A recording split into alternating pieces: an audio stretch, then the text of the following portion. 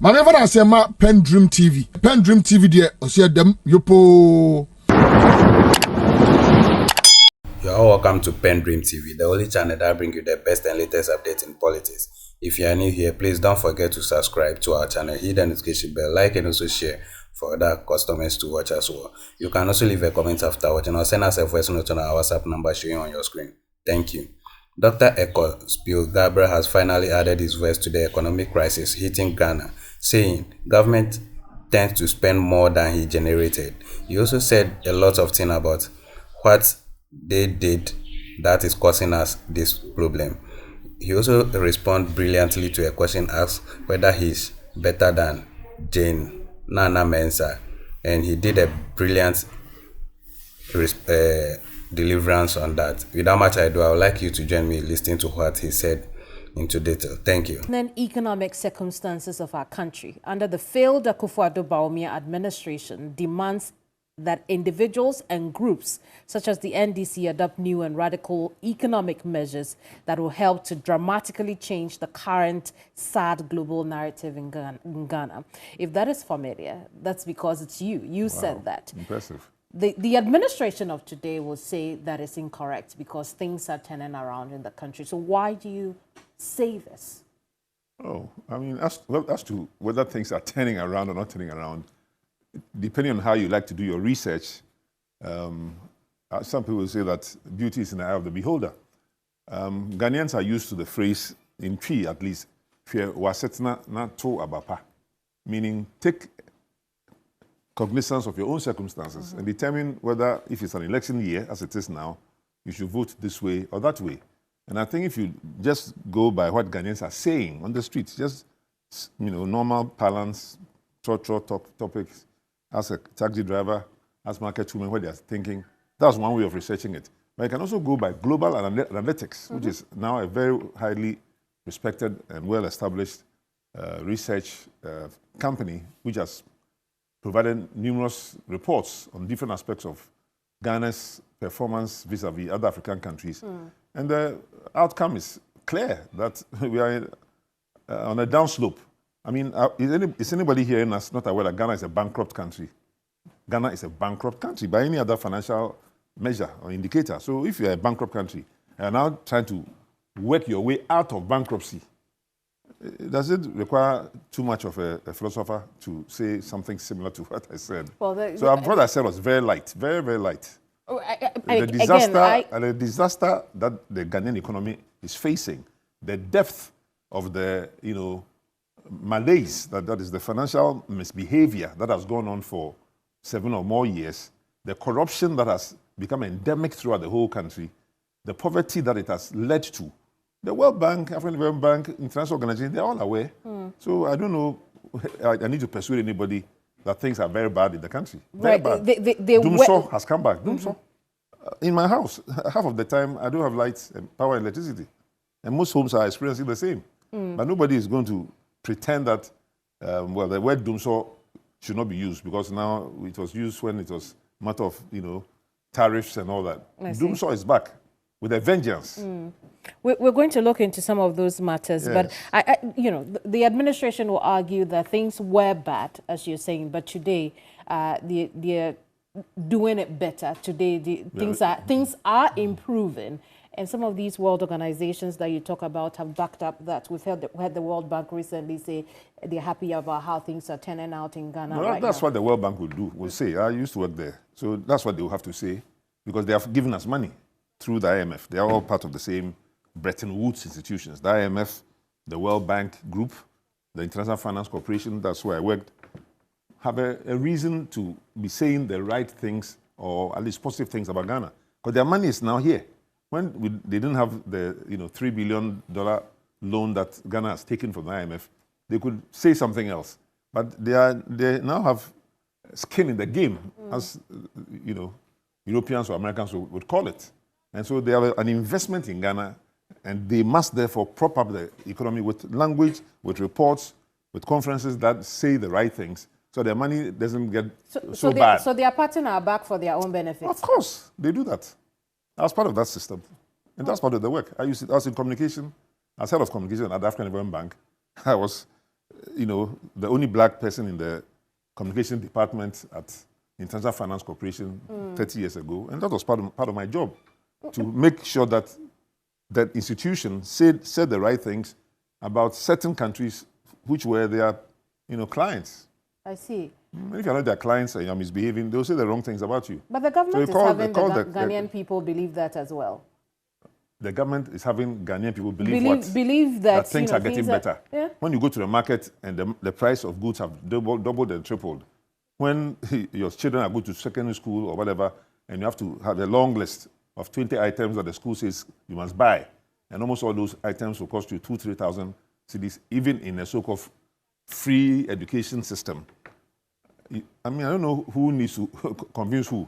How many times have fuel prices gone up in the last 7 years? How many times have your medical bills gone up in the last 7 years? I mean, all consumers are aware. Are you saying that all these figures mean nothing, no, it is, like inflation taking a downward slope month on month? Of course, if your inflation is over 50%, which even a certain US-based economist kept, providing the figures. When Ghana says inflation is 37%, that US economist would say it was almost 100% at different stages. So if your inflation has come down from 50% and it's now 30% or 40%, and you think that's progress, then yes, that's progress. But compared to West African countries who have had, single-digit inflation for 10, 20 years, they won't understand you.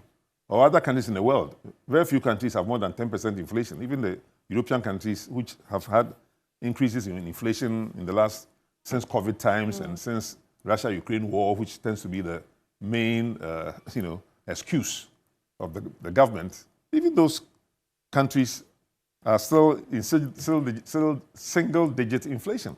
It is very, very difficult for you to have double-digit inflation, which Ghana has had for quite a number of years. But under the NDC government, certainly under President Mahama and before him, President Mills, we had enjoyed single-digit inflation for many months. Under President Mahama, under President Mills, with Dufo as finance minister. Right. So we've had that experience before. But when you're spending more than you generate, this is a problem with this economy. The government, with a budget that should be modest, tends to spend far more than it can generate. And they're always on the backs of the Ghana Revenue Authority, bring us more money. Now we are going to pay higher value-added tax. I understand. There's a news report from 12.5% to 15%, etc. Our gold exports are probably going to increase by 10% or 20%. Oil revenues are going to increase by 20%. And other manufactured goods are going to increase. If all those figures are positive, then collectively you can have higher output. But then your expenditure patterns must change. You can have a government and a president which wants to build a national cathedral. Have you heard that the national cathedral project has been cancelled, for example? Has it? No, I'm asking you. No, you should hear it. If you hear that national cathedral project has been cancelled, then it means the government is getting into a sensible environment and cancelling projects that they know will never happen this year under this government. So cancel it openly and let us know it's cancelled. And then your budget will reflect that we are not putting money into the National Cathedral. We are not putting money here or there. But if the presidency itself has doubled this budget in the last budget cycle and is employing more people than they did last year, what are they employing the people for? This is a national election year. So we understand if the Electoral Commission has a higher budget. We understand if a certain number of organizations have a higher budget. But if the budget expenditure is in the wrong direction and it's not for road improvement, it's not for agricultural improvement. It's not for improving the livelihoods of Ghanaians. It's just wasteful expenditure. If the president tells us that before he leaves office, he will never fly again in a $18,000 an hour plane, he hasn't made that commitment. He should make it. Well, but he simple things. Hasn't done that. No, he does not. To the best of our knowledge. Well, so we don't have to be chasing him to find out. He must just say it. He must declare it. The president can issue that statement. I used to be Minister of Communications for this country. And I used to advise President Rawlings on a number of things. And if we had that situation, I'd tell President Rawlings, please, issue a statement that you don't intend to do this anymore. And you do it very quickly. I wanted to, hit a point on the conversation around governance. Very good. A part of the quote said that we needed radical economic measures to dramatically change the current sad global narrative. What would the NDC have done in this situation? Well, I'm not the NDC candidate for anything, but I have been an NDC minister, and even though we are yet to complete putting together our manifesto for 2024, and you're asking me a question that really deals with economic measures. I don't want to pretend to be a spokesman for either the party or for the future government of NDC, so we must understand that I'm only an individual, so I may have an opinion. But it's what you have heard, which Ghanaians also have heard, is NDC's plan under President Mahama as the incoming president to run a 24-hour economy. So if we just want to talk about that as an example of what NDC will do, then that's fine. Is that radical enough, the 24-hour? It's very radical, because we are going to put in place policies which we've not had before that will govern how people work, when they work, how they work, and what industries get particular regulations and legislation to support them in the changes that are going to take place. There are over 20 industries, 20 sectors economy that will all be affected by the 24-hour economy, whether it is markets, whether it is manufacturing, whether it is tourism, whether it is the security services and the police, they will all be affected. So it's a very radical and fundamental shift in even the thinking. The fact that I can think that I'm not working, 8 to 5, which is the language we use for people like us who may work in offices, but I'm now working 12 to 7, 12 midnight to 8 a.m. Somebody asks you, what are your working hours? We will start hearing Ghanaians say, I'm working midnight shift. I'm working third shift, which is maybe 4 p.m. to midnight in a particular company. So we are asking companies to think through their work schedules, think through the transportation requirements that their staff will need, whether they need buses. Hopefully, eventually, we'll have rail lines and rail cars.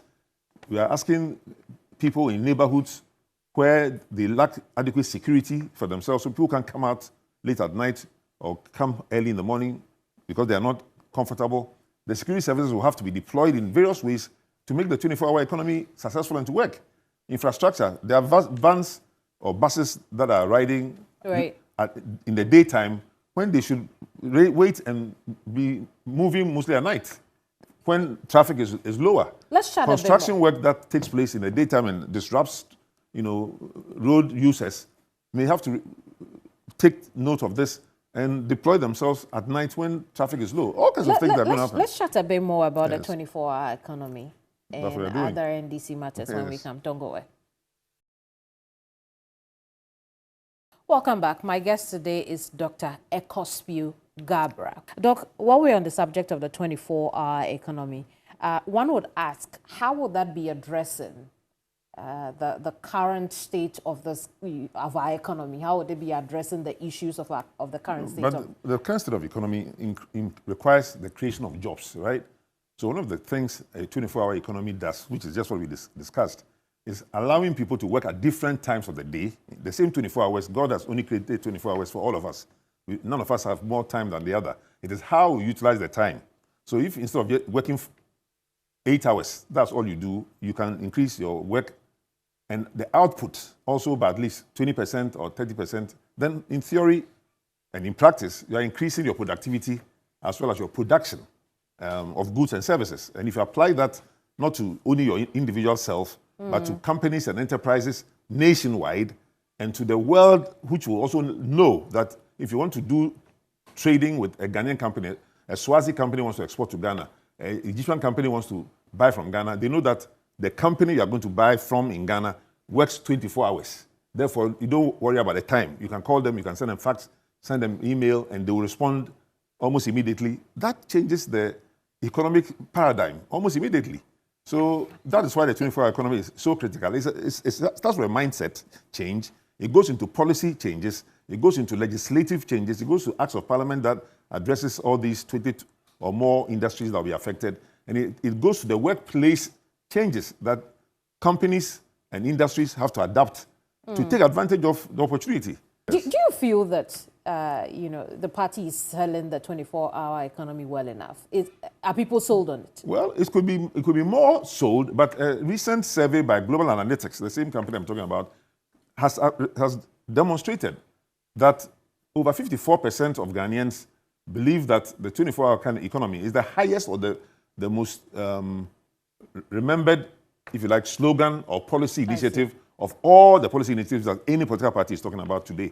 But they could sell That's it better. how effective it is. Yeah, but talking about it now is part of the selling it better. I see. Let's move away from the 24-hour economy and talk about the NDC generally. Do you think the NDC is able to win the elections 2024? At the current state? At the current state, we don't want to be overconfident. And we are very, very sure that, and we advise our own colleagues not to be overconfident at all, because the opponents we are, if you like, competing with are known to utilize any range of underhand techniques, starting from things that they do at the executive level, things that they do at the legislative level, things that they do at the judiciary level, things that they do at the electoral commission level, things that they do with the media, things they do with the chiefs and opinion leaders. They have, and even with the pastors and all that. So they are masters at any number of games that political parties can play. Are you on the Mahama campaign team?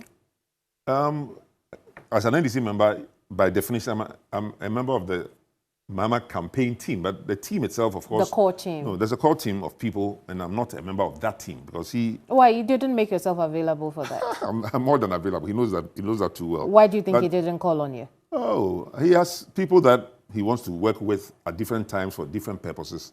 And so I wasn't on his team. I was working in Tunisia as a consultant, a senior consultant at African Development Bank in 2013, when he reached out to me across the oceans, or across the Sahara at least, to ask me to withdraw from that job and come and work with him as a Minister of Trade and Industry. So at the right time, I'm sure he will tell me what he wants me to do with him or for him. But this conversation I'm having with you, am I not speaking about him, for him, and NDC? Well, you are. I was just... So there are many ways of contributing to the campaign. And I agree with you. You don't have to be giving director of this, secretary of that, for you to do your work. I'm doing my work. By February, we would hear of a running mate for the flag bearer, John Dramani Mahama. That person, for example, will, as I assume, be a member of the campaign team. So here's where I'm going with that. Could you be in the running for that? Well, many Ghanaians have that view. I mean, those who have observed Ghana, observed our politics, observed various personalities, people tell me that, yes, they tell me. Former presidents have told me that. But what do you think? President Mill said that to me. And I'm also capable, I'm also ready. So it's a matter of his choice. If he chooses me, we'll all hear about it. You are happy chooses somebody to be else. John Mahama's being a flag bearer candidate, the longest attempted flag bearer candidate of Ghana. You are not aware? Since 2006. I am. Yeah, so for almost 18 years or whatever, I have made myself known and available to lead our party and to lead Ghana. And I'm still here in Ghana, even though I could be many other places, helping even in small programs like this. Not that your program is small, but I'm saying that in the nature of where you have been of things. And I think I can only be accepted as somebody who is available to help. I have a public service mindset. I come from a family of public servants. They've served Ghana for over 100 years in many positions. I only came recently. Well, I'm 70 years old, so I've been around for some time. But I also came to help. But public service is what we are known for. Could you be a better running mate than Jane Nana Opoku-Agyeman? That I'm sure you know is not a fair question. So it's not. I don't think it's a matter of better than anybody. Nana Jane is a good friend, a powerful woman, great lady. It's up to the party and the flag bearer to examine the, nuances of the electoral, permutations. So let me put it this way: we don't know who the running mate of Alhaji Bawumia would be. NDC has selected its flag bearer. NPP have selected their flag bearer. All of a sudden, another person has shown up on the New Force. Indeed. Were you aware of New Force 2 months ago? So somebody has just shown up. It changes the permutations. If Kereje Japan had won the NPP flag bearership, it may have changed the permutations. If Alan Shramatin had won, it would have changed the permutations. So in politics, as in soccer and other games, it's strategic. You have to bide your time, monitor what your opponents are doing, and see who best, when matched with you, will get you to the promised land. You're asking me if I could be such a candidate. I say yes, I could be a candidate. But there are 10 other fantastic people who all could be candidates, including Nana Jane, professor. So, right. So I want us to talk about Prof a little bit. Okay. In the 2020 elections, do you think Prof drew in the numbers that you wanted for the NDC? You're asking an unfair question, if you don't mind my saying so. Because you're asking me, could I be a candidate? I say I could be. You're asking me, what about the current or the last candidate who also could be a candidate? No, I'm looking at the 2020 elections. Oh, yes. I know it's historical, but it's a comment on a colleague. And I'm not willing and ready to make comments of that nature. I think she did what she could do. Obviously, she was made a candidate. As to why NDC lost that election, the last time we lost in the first time we lost in the multi-party system in 2000, when I was more or less the director of communication for Professor Tamils, I wrote a whole article on it. And I cited 20 reasons why NDC lost the election. So it's never one reason or the other. It's multifactorial, as social scientists would agree. Many factors. As you have said, you have dedicated a lot of your life coming back home to try and do something. At great cost, I must say. Great cost? At great personal cost, yes. Tell me about that. Will you accept to leave a $10,000 a month salary, which is a publicly available information for those who are interested at the time at African Development Bank, to come to take $500 a month, which was the salary of a minister? That's you. I'm asking you because you are talking to me. Are we talking about 1997? That is what I did. And I'm talking about financial loss, the opportunities that I've lost because of my passion and my dedication to my country and to my continent. Right. So I'm not just talking for the sake of talking. I've proven it several times. When President Mahama told me to leave my job at African Development Bank again to come and serve as a minister, I had an idea of what ministers' salaries were because I'd already endured that, almost 15 years ago as a minister. 5% of what I earned is what I came to earn. And I didn't make it up by stealing and misbehaving. Has it been worth it? So African Development Bank has earning $18,000 then. I came to accept $2,000. So if you, as a newscaster and Ghanaians sitting, listening and appreciating me for who I am and what I've done for my country, then they can reach the appropriate conclusions. But is it worth it? No. My views are helping your country. I mean, I think it's a Latin phrase was dulce decorum est, pro patria mori. That is a Latin statement. That it is I don't want to translate it inaccurately, but it is sweet and patriotic to die for one's country. That was what a particular writer wrote in Latin some years ago. But because I said my family has been a family of public servants, we go along to just serve the public. We don't lord it over them. We are very humble people, even though not everybody understands it. Some people think because you're tall and big, you're not humble. But the humility comes from inside and how you treat other people, how you work with them. So since 2006, you said, you've been trying to... Well, I was a candidate for the NDC flag bearership in 2006. It's a fact. Right. And I was also a candidate in 2020. Well, at least in the primaries, which I think ended in 2019. I see. Also a fact. Why do you think you've never quite got there? Oh, it's a lot of self-analysis. Obviously, I haven't lived throughout in the country as some people have done. So the fact that I've also had an international career, I'm only one of maybe 2 or 3 Ghanaians that have had the opportunity to work with 4 international organizations. So I've worked with the African Development Bank, as I said, it took some time. I've worked with the African Development Bank, it took some time. Anytime you're doing those things for the world, the global community, or even for Africa, you can't be in Ghana to be gaining the mileage of people knowing you and you're rubbing shoulders with others and setting up companies and whatever it takes to become better known. So that obviously would have been a detriment in a certain sense. And of course, as I'm also proving to you, even when I've had to come back, it's always at a financial loss, not to the state, but to myself. So that also then deprives me of different things that I could do. But the reasons that I've not won any of the flag bearership races are many. There have also been better candidates, and the timing has not always been good. I mean, if you watch President Biden, he's 80 years old, and he could have been president maybe 20 years ago. But the right time comes for everybody. And the right time for God is always the best. So maybe it's not my time yet. In 2018, yes, you said you had not endorsed any candidate, including John Dramani Mahama. Correct. It's something you at that time, I don't even decided to run. Indeed. It's something you had reiterated in 2022. But in 2023, like you're saying, you seem to have endorsed Mahama. What has changed over the period? A number of things again. Well, I worked with President Mahama when I was Minister of Communications. He was Deputy Minister. So we worked very closely together.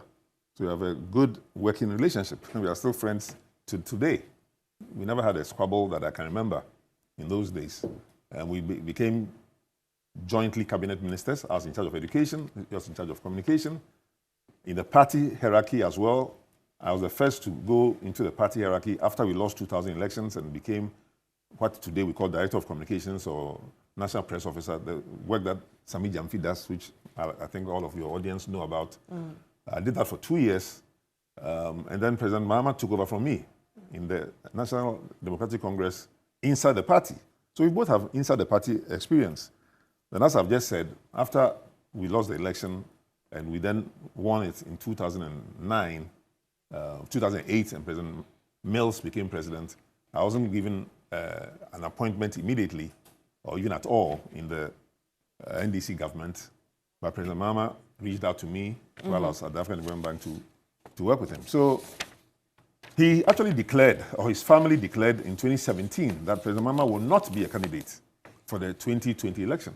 And that is when some friends of mine began to get agitated and to contact me and to find out, well, if President Mahama is not going, we have to have a candidate.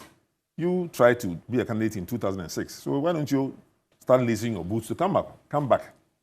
So that's what we did. Started lacing our boots, talking to people and organizing and getting ready. And then he decided to become a candidate.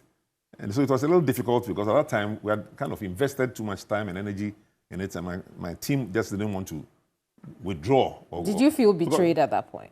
Oh, no. He has a right, like anybody else, to present himself. Why? No betrayal, no sense of betrayal at all. He had a right to present himself. And then other candidates also had... But you must have been disappointed that, after all he that he has to examine his life and his potential. He has experience that I don't have. He has been president before. He has told some people, even when he was president, some of them having been president before. That was Akufo-Addo at that time. And so he didn't think Akufo-Addo should make certain statements that he was making when he had never been president. So that statement is valid. If you have never been something before, those who have had that opportunity have a higher level of experience than you do. So I respect that at all times, President Mahama will have a higher level of experience than I have had in governance of Ghana. But he may not have had experience working in an international organization, for example.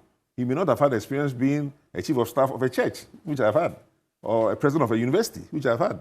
So different experiences, and you have to respect everybody's. So last year you changed your mind. As far as what? No, I didn't change my mind. Well, not change your mind, but I've always been an NDC member. I understand. It's only a matter of who NDC will choose to be a flag bearer.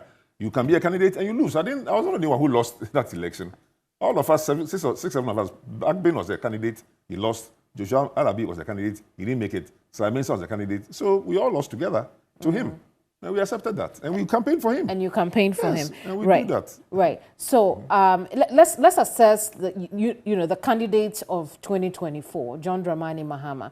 Very good. I mean, what kind of a candidate are we presenting now? Does he have what it takes to win the 2024 election? Let's not forget that in 2020, he lost the election despite 2020, he lost the election, and even though all the evidence as such is not out, and even though we went to court on that matter, many of us are aware, and even MPP guys keep talking about it sometimes, in nuances, that they did certain things to make us lose.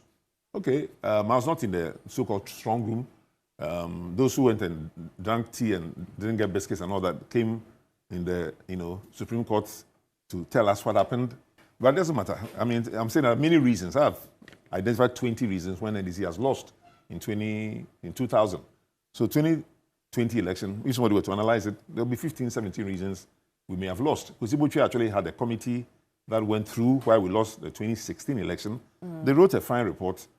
Some of us believe that the fact that that report has never been properly shared in a certain way without disclosing people's identity and without, making people uncomfortable is part of why we haven't learned from our mistakes. Because any examination you go to, if your teacher tells you you got 10 questions, well, out of 10 questions, you only got 6 right. You are interested in the 4 you didn't get right. At least that has been my attitude in a classroom. And I focus on the 4 that I didn't get right and make sure I get them right. And I'm not sure NDC has learned sufficiently from those errors that we have made in the past. We have always had problems with our collation of results, for example. So I know the Secretary General has been on various television stations talking about the fact that we did not have our results collated for whatever reasons. We have heard of our computers crashing, in the middle of an election.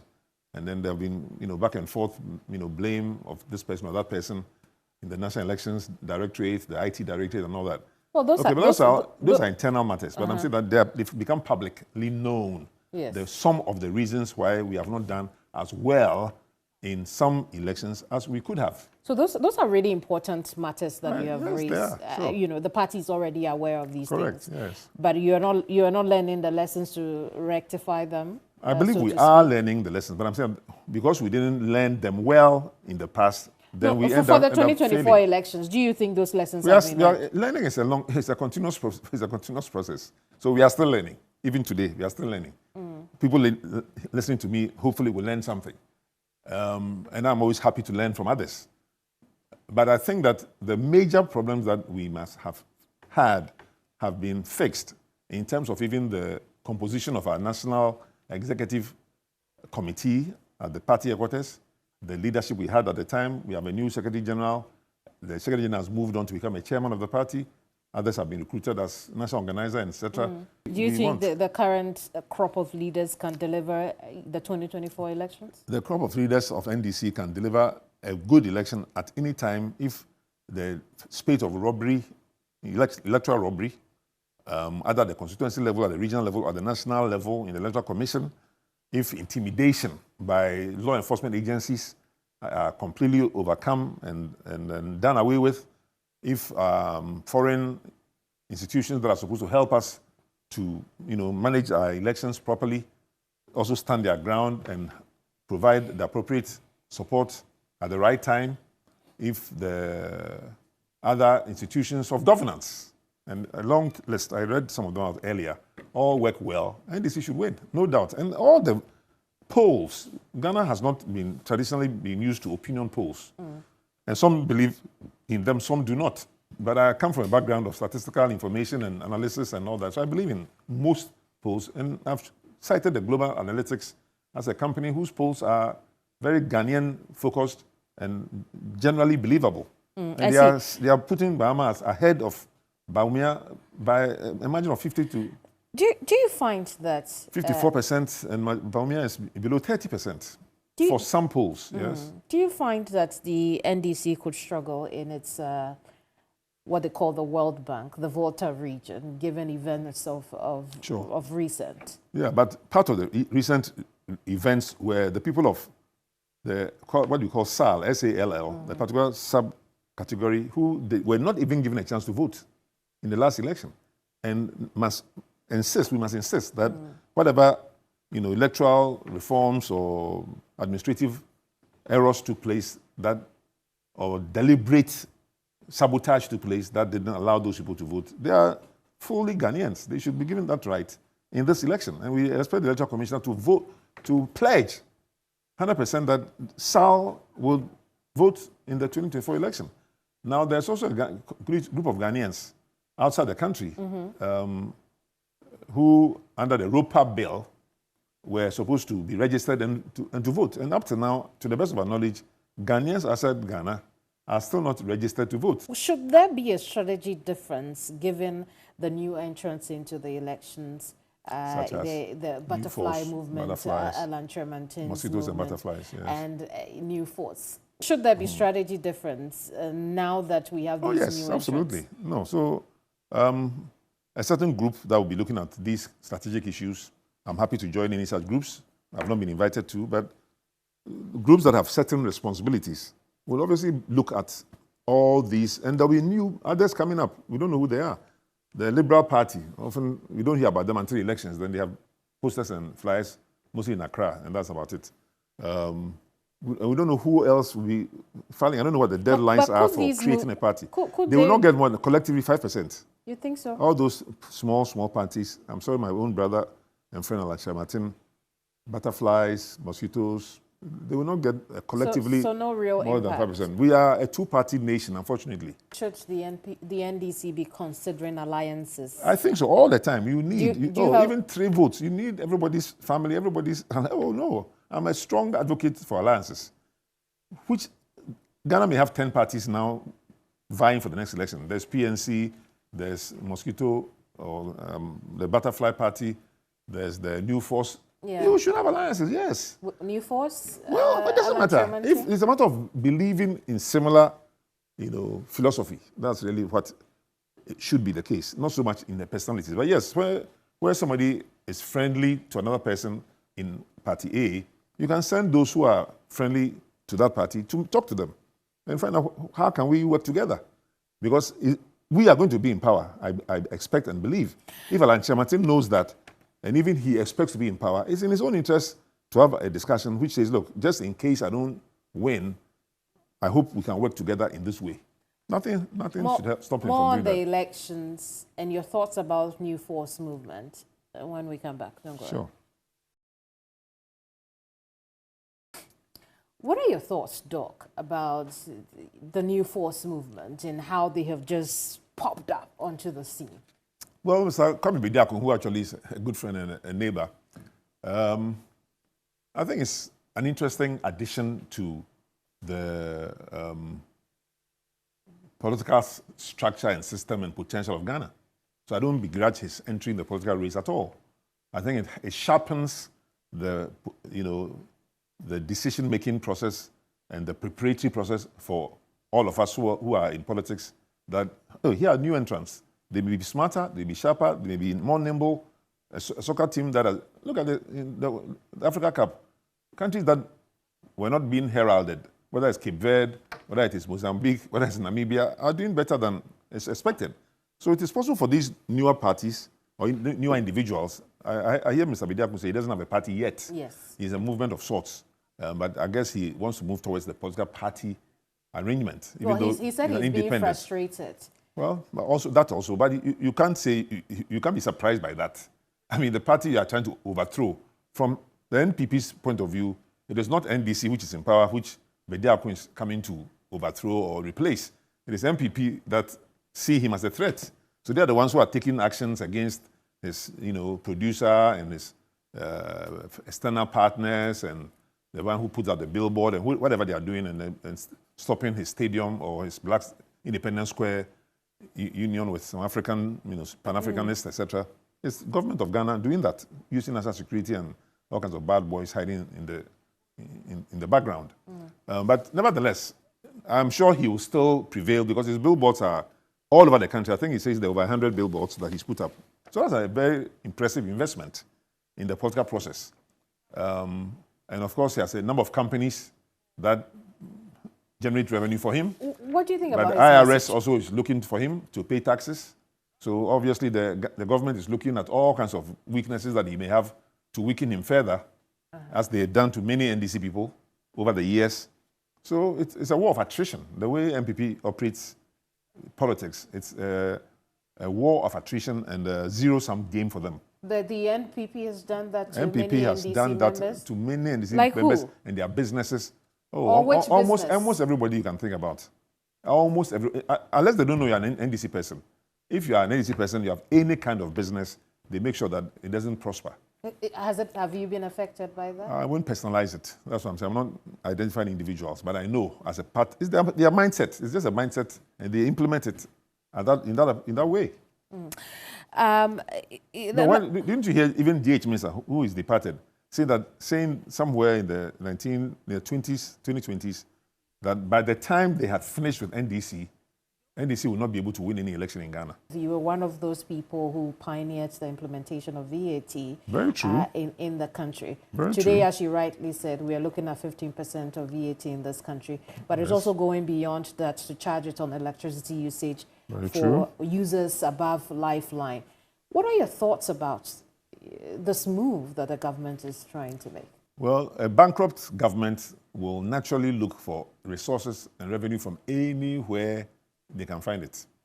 So they'll look for it usually in the ports, where some kind of revenues come. They'll look for it from real estate transactions. They'll look for it direct from us through taxation, direct taxation, as they're doing with the VAT. And there's a long list of sources of revenue. Any public accountant or public finance person knows what the list is. And they'll look at all the list and see what the rate is today. Can we add something to it? So they are doing that. They do that routinely. And so we should expect that. But is that what is going to fix the economy? The main problem with Ghana's economy is not how much money the government can raise, which it does to some extent and not to another extent, but it's what amount of money government should not spend. It's expenditure management and not revenue generation. Government justification for this is very so that poor, they can pay it's the nothing to energy do. sector debts. Well, energy sector debts, is that why you brought PDS? PDS was just a concoction to make some more money through the back door.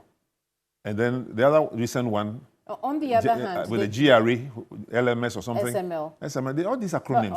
On the other hand, they blame the take or pay. They will blame anything. The take or pay contracts signed under the Mahama administration. That produced power for us. That produced power for all of us to enjoy and benefit and to, propel our industries to produce goods and services. Have they cancelled take or pay contracts as a principle? Have you heard that take or pay has been cancelled as a policy measure? I haven't heard it. Have you by any chance? So they are also implementing take or pay. In fact, I think one of the power projects that they wanted to renegotiate, and this is what I think led to the resignation of Mr. Ajakun, Chairman, when he was minister, if you remember. VAT on power or electricity is not something only Ghana wants to do or is doing. It's something that is also done in other places around the world. So how is this one different? Why don't you support this? I haven't studied that particular policy initiative, so I really will not like to comment on something I've not studied. I've heard about it, and we are all paying for it. I'm not sure if they've started implementing it yet. But of course, if you increase the VAT, VAT is a tax on consumption of various goods in an economy. And so the principle of whether electricity should be taxed or not, I can't argue against that principle, that electricity should not be taxed because it's a social good. Or if you have water, it should not be taxed. Tax experts and governments would like to tax anything and everything that moves. Sometimes they exclude food, they exclude medicine. They excluded recently in the female hygiene products, etc., etc. But generally, the idea is to tax everything that moves at all. But I'm saying that the taxation is one thing. The consumption and the misbehavior when the money is made available is the worst part. And one of the things that Finance Minister Oferata did very early in the government, I think within the first 3 months, was to put in place a revenue measure that allowed only 30% or so of all the statutory revenue sources, road fund, tourism fund, education fund, etc. 70% was to come to him as a finance minister to manage. And only 30% went to those statutory funds. And those statutory funds have been struggling since then.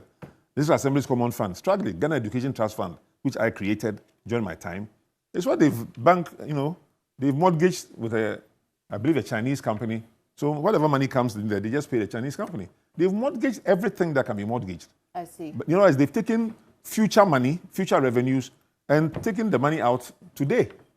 Since you have brought to up consume. I want us to talk about the education sector now. Yes. Government has increased access to secondary education. We are also seeing improvement at the basic level. Which improvement? Improvement in numbers. Of numbers. Why of are you surprised? No, I don't know what message. There would have been improvement in numbers at the basic level. Of how many people have been enrolled? Yeah, have enrolled. Okay, so that's not, it's not population growth generated, because there's no free primary school policy, for example, that they are implemented and aware of. So it's just normal population growth is what they're talking about but that's, at primary school level. Or, so that is not an achievement that the government has been able to make it I'm saying that whatever policy had available existed, and accessible. Whatever policy has been existed from my time as Minister of Education is the same policies they are implementing, except the ones that are abusive and not helpful. But in terms of primary education, as I'm saying, primary education has always been free. We had free, compulsory, universal, basic education. That's F-cube. Yeah. So the policy since PNDC time was to make education, the first 9 years of education, free and compulsory. Now it is SHS, which follows the primary and secondary, primary and junior high school education that they made free. Yeah. So I want us so to the rest has been the same, except population growth, which will change things. Unless they are saying so that they it's put. not because the government is doing anything special. They should tell us that if they are telling parents to make sure children go to school, they should stop fishing and farming. Okay, then maybe that's what they are doing that we may not be aware of. But so I was going to graduate this conversation on quality at the basic level and what you think about it. No, what we are hearing from experts is that they have promoted and supported free senior high school to the detriment of primary school schools, where textbooks are not available, where classroom buildings are not built, there's no real growth and expansion at that level. That's why as cans, I was wondering what you're talking about when you're talking about basic education having been improved. Because what we hear, and I'm not a Minister of Education now, so I'm not privy to the raw numbers other than what some of you may report, is that the primary school system and junior high school system have suffered to make up, because the budget is still the budget of Ghana. And the budget is the same bankrupt budget we are talking about. It's not as if the country has made so much more money. And so things are being allocated differently. I mean, when you read the 2022 or 2021 USAID report on USAID report on education, it acknowledges some of the improvement in, the... It will be very surprising if any international organization comes to Ghana to write a report on anything where it will not acknowledge what progress there is. It's a standard procedure. So it's nothing? As a researcher and as a policy maker going into any country, especially one with which you have bilateral relations. You remember as ambassador to the United States. So the USAID is an organization I know somewhat well.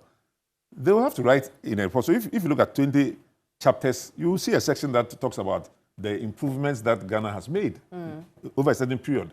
But if you read another chapter or the next chapter, they will tell you the problems that have worsened. So I don't know what you are reading. We don't have the textbook here. I'm just explaining that I'm not surprised that you get such paragraphs in any report of any international organization. I work for 4 of them. Well, but so, you will have to read the whole report. I'm also surprised about your comments on basic education particularly, because we have an education minister who came into the country from the US also with a lot of dreams and a lot of visions. He had told us about the things he wanted to do, digitalize education even. You're telling me you are not seeing any of those? Well, I'm not in a primary school or secondary school, and I'm not also in the ministry. But you have your education organization. You must have seen things across. Yeah, so I'm saying that the information we have, and I think the over 100 civil society organizations that double or relate to the educational system, they put out various reports.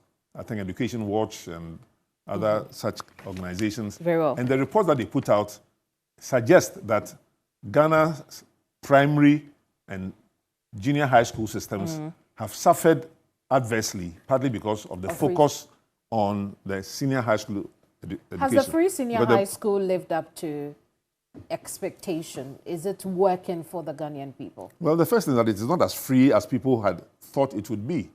Why? If you have a child in secondary school right now, or a brother or sister or a nephew, ask them for the list that the school is sending them, which requires them to bring a bucket and bring a cutlass and to bring a rake and a broom, all kinds of things that were never before part of what any student had to take. Is it not because the head teachers themselves are doing that? It's not because the ministry The head teacher dare not do it under this administration. I've heard of teachers being sacked and dismissed for any small infractions. These are the most highly controlled Ministry of Education or Government of Ghana policy as far as education is concerned. They are not allowing headmasters to have any freedom at all. I went to speak to the Conference of Headmasters of Assisted Secondary Schools at the latest conference in Achimota, and the language there from the participants was one of almost, how to live within a dictatorship, within the educational system. That's how they see it. Really? I'm not a teacher, I'm not education minister, but those who are in it say there's hardly any room to maneuver. No, if the finance minister himself says that, look, he should have the right to pay for his own child's education, finance minister of Ghana, Kenneth Ofori-Atta, but his cabinet, including the president, tell him, no, you can't do it because we are not allowing parents to support their own children's education. What kind of, forgive me to say, the English word would be rubbish, would that be? The parent wants to help his own child's education, but he doesn't want to necessarily pay through the government, who will steal it. So he says, look, my child is going to a secondary school through parent-teachers. Do you know why they have suspended or abolished parent-teacher associations, which have existed in Ghana for about 50 years? They said they wanted to be autonomous. Who said that? Who said that? Who said that? The parents said that? From the press release. Oh, they please. wanted to be independent of the schools. Which parents have said that? So the ministry wants it to be, the education services wants it to be independent of the schools. So the government is the one who says they want the parents to be independent. What does independent mean?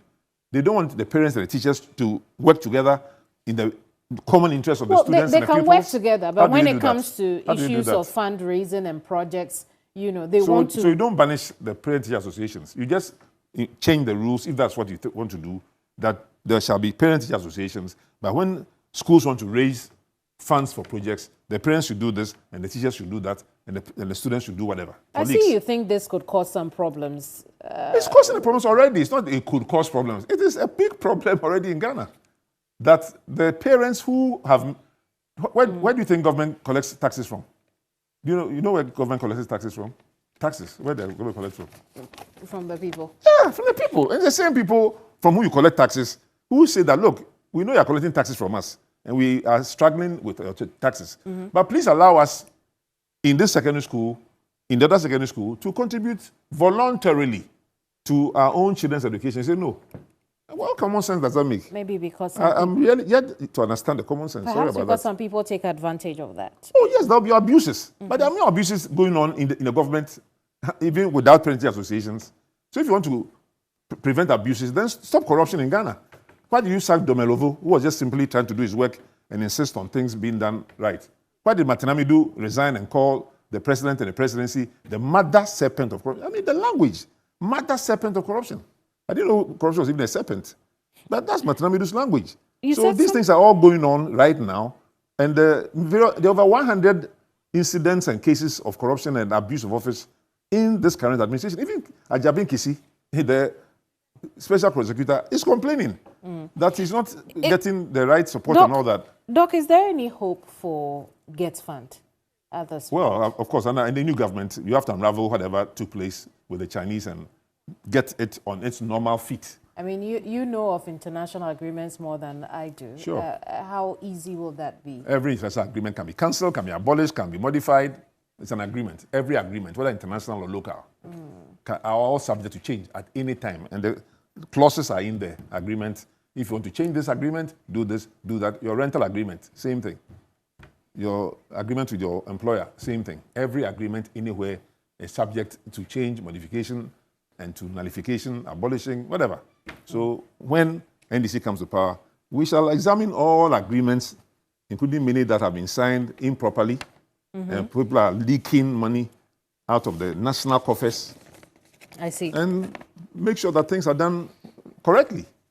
National Cathedral, But your good friend was a member of the board. Your good friend, Papa, Archbishop Duncan He's Williams. my spiritual father, yes. Yes. But he has left, has resigned. But did you say anything in to him? frustration and in anger. Did you say anything to him from the get-go when I didn't have to say anything to him because I wasn't party to the discussions he had with the government, which offered him that role. If you're not aware of what the behind the scenes and even the official agreements are, you can't make serious comments. Have you? So I gave him a chance to do what he had to do. And when he realized that it was a waste of his time, he made it clear, together with several other pastors. Oh, there's no pastor with any seriousness who is on that committee. Has he mentioned to you what it was that broke his back as far as the cathedral is concerned? Well, I won't report what I would consider as confidential conversation with anybody. But I think the generality of the pastors and bishops felt that transparency was not available and good governance was not in place. And of course, you know about the cases involving Okujetua Blakwa and particular officers of the Secretariat who have offices in the President's office. So you think that those must have played a role in his decision? All of that, a sense of we have been deceived. We're not being told the truth. And, we are being used. I see. I'm sure that all of that will be part of what many of the bishops and pastors and archbishops have felt. One last one before we go. Atukujo was your MP, and I made him a deputy minister, and you voted him out in the last elections. And because of that, I did not pay attention to development in your area. I'm glad you already know this. But this is President Akufo-Addo in 2024. He had made mention, he had said something similar when he visited, the affected so you can see that the person, if these statements are true, it only points out to the vindictiveness of the individual. If that's the thinking process, that you didn't do this for me, I won't do this for you. In Volta region, you didn't do this for me, I'll do this for you. In Central region, if that is true, I'm saying it's a if, then it just points out to the person as a highly vindictive person. Well, so he said it. So then... I'm not the reporter, but you think the president is vindictive? If these things are true, and it's unfortunate. You should avoid saying such things. His advisors should tell him not to say that. Right. His lovely wife, Rebecca, should tell him not to say such things. His Council of State should tell him not to say such things. It's unbecoming of any president to sound vindictive that I did this because of you and this. No, it's not worth it. Aren't all politicians like that? Well, and some politicians are more like that. Donald Trump, we've all heard him insult people.